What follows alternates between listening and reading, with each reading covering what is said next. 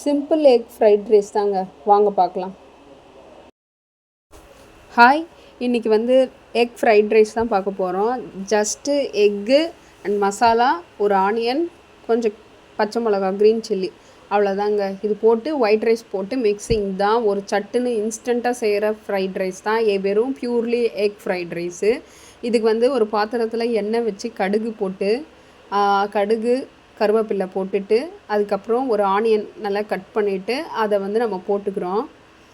Onion வந்து நல்லா fry ஆகணும். ஃப்ரை ஆகும்போது ரொம்ப ஃப்ரை ஆக வேணாம், ஓரளவுக்கு ஃப்ரை ஆனால் போதும். ஏன்னா நம்ம வேறு எதுவுமே போடலை, வெஜிடபிள்ஸ்லாம் போடலை, இந்த ஆனியன் மட்டும்தான் போட போகிறது. இது வந்து கொஞ்சம் ஓரளவுக்கு வதங்கின உடனே இது கூட ஜிஞ்சர் கார்லிக் பேஸ்ட் போட போகிறோம். ஒரு 1 டீஸ்பூன் போட்டிருக்கேன். போட்டுட்டு நல்லா இதை ஃப்ரை பண்ணிவிட்டு, இந்த பச்சை வாசனை போகிற வரைக்கும் ஃப்ரை பண்ணிவிட்டு கொஞ்சம் சால்ட்டும் ஆட் பண்ணிக்கலாம்.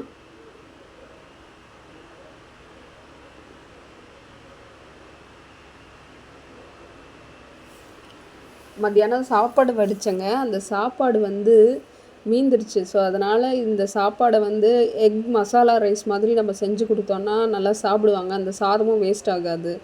நான் இது ஈவினிங் மாதிரி ஸ்நாக்ஸுக்கு பதிலாக இந்த மாதிரி ரைஸ் ரெசிப்பியாக கொடுத்தேன் அன்றைக்கி.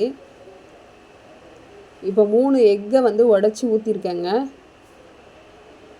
மிளகாத்தூள் போட்டிருக்கேன், இது கூட கரம் மசாலாவும் போட்டிருக்கேங்க.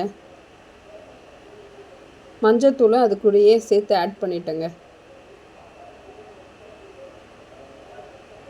இது நல்லா ரொம்ப கொலன்னு கலராமல் ஒரு லைட்டாக கலரிட்டு ஒரு 2 நிமிஷம் கழித்து மறுபடியும் ஒரு லைட்டாக கலர்றோம். உப்பு கூட போட்டுக்கிட்டேன்.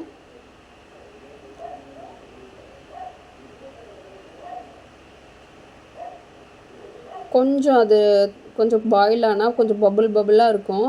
ஒரேடியாக மொத்தமாக போட்டு கிளறிட்டோம்னா அது வந்து ரொம்ப கூழாயிடும். அதனால் பபுளாக இருக்கணுங்கிறதுக்காக கொஞ்சம் விட்டு கேப் விட்டு கலர்னா அந்த பபுளாக இருக்கும் எக்கு.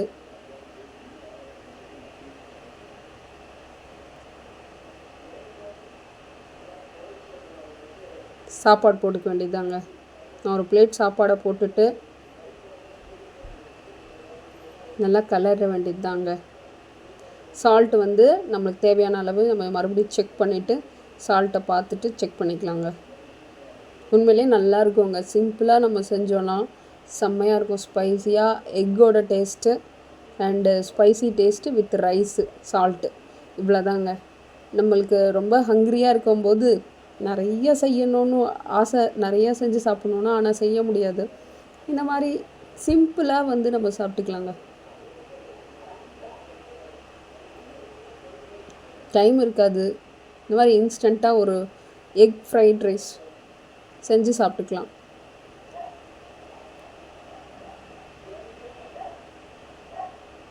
குழந்தைங்களும் விரும்பி சாப்பிடுவாங்க.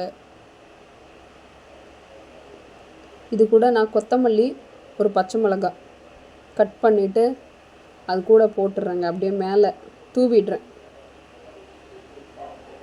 சும்மா ஃப்ளேவருக்காக.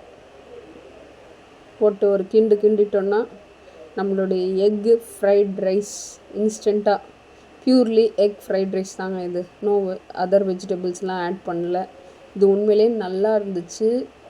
நீங்களும் ட்ரை பண்ணி பாருங்கள், சூப்பராக இருந்தது. நல்ல ஸ்பைஸியாக பசங்களுக்கும் செஞ்சு கொடுங்க, நல்லா இருந்தது. Seriously I tried. நீங்கள் உங்களுக்கு பிடிச்ச மாதிரியும் நீங்கள் செய்யலாங்க, நல்லா இருந்தது. இந்த வீடியோ பிடிச்சிருந்தா லைக் அண்ட் சப்ஸ்கிரைப் பண்ணுங்கள்.